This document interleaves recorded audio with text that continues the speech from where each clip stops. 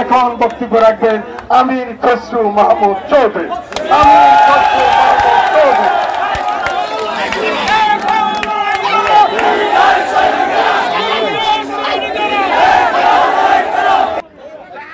বন্যায় দুর্গত মানুষদের সাথে আছে বিএনপি। লক্ষ্মীপুরের সরকারদিরা ইউনিয়নে ত্রাণ কার্যক্রম উদ্বোধনকালে এমনটি জানিয়েছেন আমির খসরু মাহমুদ। লক্ষ্মীপুর 24 বিশ্বজুড়ে লক্ষ্মীপুর। বন্যায় দুর্গত মানুষদের সাথে আছে বিএনপি। লক্ষ্মীপুরের সরকারদিরা ইউনিয়নে ত্রাণ কার্যক্রম উদ্বোধনকালে এমনটি জানিয়েছেন আমির খসরু মাহমুদ। শনিবার দুপুরে লক্ষ্মীপুরের বন্যা কবলিত সরকারদিরা ইউনিয়নের পজুমিয়ারহাটে ত্রাণ কার্যক্রমের উদ্বোধন করতে গিয়ে এমনটি বলেন বিএনপির স্থায়ী কমিটির সদস্য ও সাবেক মন্ত্রী আমির খসরু মাহমুদ। জনাব আমির খসরু মাহমুদ লক্ষ্মীপুর এবং রামগ্রথিত ত্রাণ কার্যক্রমের সূচনা করেন। এ সময় বক্তব্যে তিনি বলেন, লক্ষ্মীপুরের জনগণ আমার আপনজন, লক্ষ্মীপুরের নেতারা আমার আপনজন।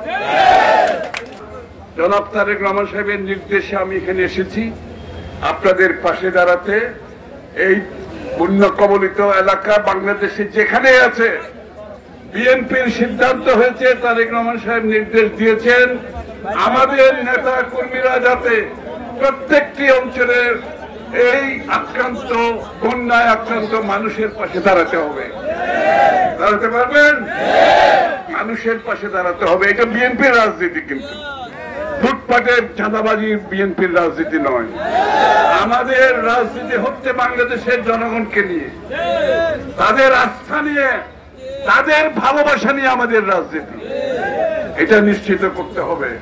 আমি আবারও বলছি, রাজনীতিতে গুণগত পরিবর্তন এসে গেছে।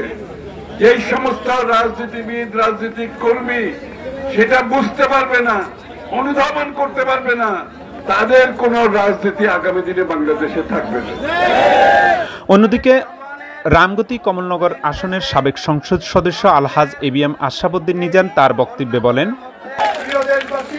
এখন একটা কাজ শুধু আমাদের, আমার নেতা তারেক রহমান বলেছেন আমরা এখন শুধু যারা এই পানির মধ্যে আছে ওদের কষ্ট শেষ না হওয়া পর্যন্ত স্মরণকালের মানবিক বিপর্যয় এই সরকারিরা ওইদিকে পোড়াগাছা যার যা আছে আমরা সাহায্য করতেছি।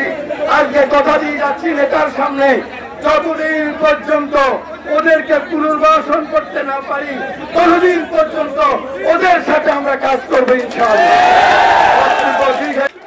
অনুষ্ঠানে অন্যান্যদের মাঝে উপস্থিত ছিলেন বিএনপির যুগ্ম মহাসচিব ও লক্ষ্মীপুর সদর আসনের সাবেক সংসদ সদস্য শহীদ উদ্দিন চৌধুরী আনি, রামগতি কমলনগর আসনের সাবেক সংসদ সদস্য আলহাজ এবিএম আশরাফুদ্দিন নিজান, লক্ষ্মীপুর জেলা বিএনপির সদস্য সচিব শাহাবুদ্দিন সাবু, যুগ্ম আহ্বায়ক হাসিবুর রহমান, সদস্য নিজামুদ্দিন ভূঁইয়া, কমলনগর উপজেলা বিএনপির আহ্বায়ক গোলাম কাদের, সদস্য সচিব নুরুল হুদা চৌধুরী সহ বিপুল সংখ্যক নেতাকর্মী।